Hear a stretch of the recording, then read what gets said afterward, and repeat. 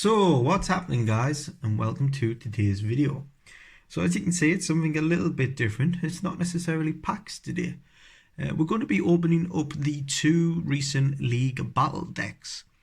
Now these are something I've never actually opened up before. I've never opened anything like these before. I was a little bit concerned when I'd first seen them, which is why I hadn't bought them straight away, that they might have actually been like the championship decks, where they're not. They are Pokemon cards, but they don't have the official Pokemon card background, which to me, I'm not a big fan of those. But from what I've actually seen of these are actually genuine Pokemon cards in here. So as you can see, there's a few bangers in there actually to begin with. Now, personally, I think these are really good value for money.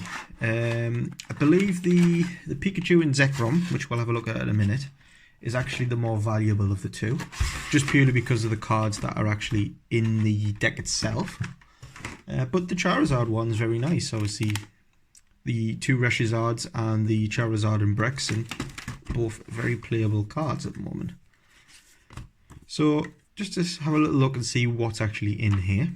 So you get this little guidebook which tells you sort of how to play the game and stuff like that. I'm guessing this is some form of play mat. Have a quick look. No. Looks like sort of pointers telling you how to use the two different decks. So this one obviously gives you the general run through of how to use the Charizard, and then the opposite side gives you the run through of how to run the Pikachu Zekrom deck. So yeah, not too bad. So how's this open up? So it's just two bits of plastic on top of each other, nice and easy. Pull that to one side. So you get the plastic GX tag here. I thought they might have at least popped a metal one in there, but it's just the plastic. Just your two regular tokens that you normally get. Get some nice dice, so just plain orange ones. There's obviously no logo or anything on there like you would see with the normal dice. Then you've got your damage counter dice there. Not bad.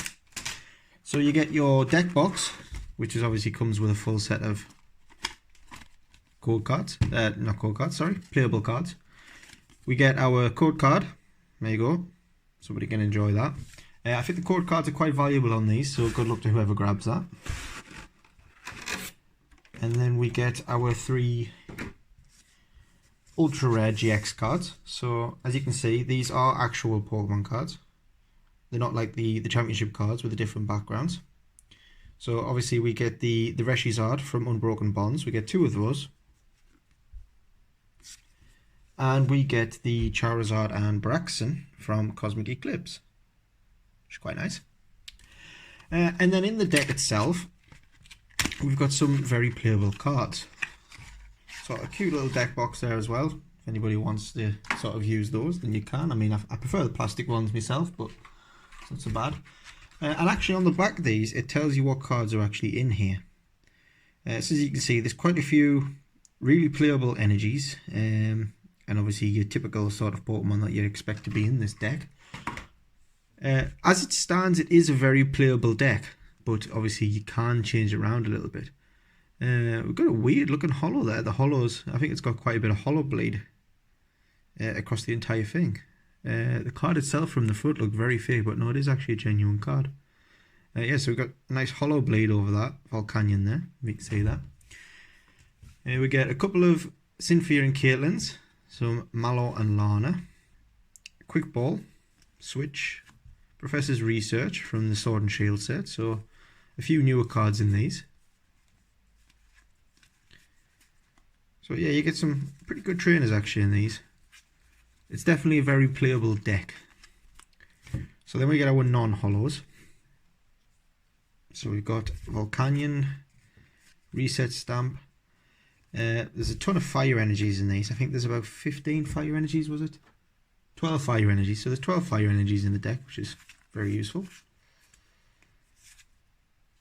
So yeah, the main aim of this deck, I suppose, is really just to try and get the fire energies onto your Charizards as quickly as possible. And obviously get the Charizard in play as soon as you can. So you've got your Volcanions, which are your only Pokemon besides the Charizard and Brexen. But then obviously we get lots of very playable trainer cards, which are quite nice. So that is the Charizard and Brax deck. Braxton, whichever way you pronounce it. So yeah, very nice deck with some very good cards in there. I think actually, if you were to break this box up and resell the cards on themselves, you could probably get more than the retail price of the actual box. I know the prices have actually dropped a little bit on the cards purely because of these boxes coming out. But yeah, you can actually buy these as a little bit of an investment if you want to spend a bit of time sort of breaking the boxes up and selling them on. So now we've got the Zekrom and Pikachu deck. So again, just the same spiel that was in the last one. Don't need to look at those again. I prefer the dice actually from this one. I do like the yellow on black. Certainly pops a lot better than the sort of orange on grey. I think the yellow and black much nicer dice. We get our tag team again. Just put that on one side. We get our deck box with the Zekrom and Pikachu on. The code card, which I believe is the most valuable one. I think that goes for a couple of pounds, so good luck to whoever grabs that.